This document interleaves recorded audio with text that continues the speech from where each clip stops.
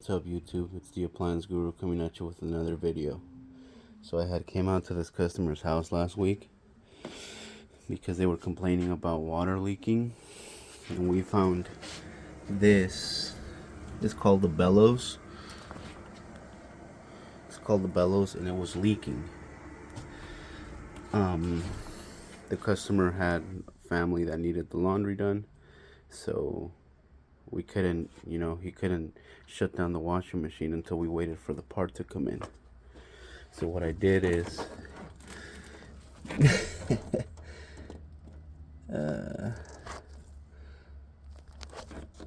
I used a little bit of cement rubber glue, and I put a candy wrapper, and I just kind of squeezed it like this around the hole, and it held for quite a while, and it did not leak. We have the new part in, and we're gonna install it today.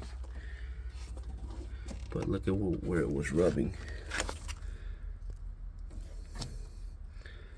That's why it ripped, because it was rubbing on the drum.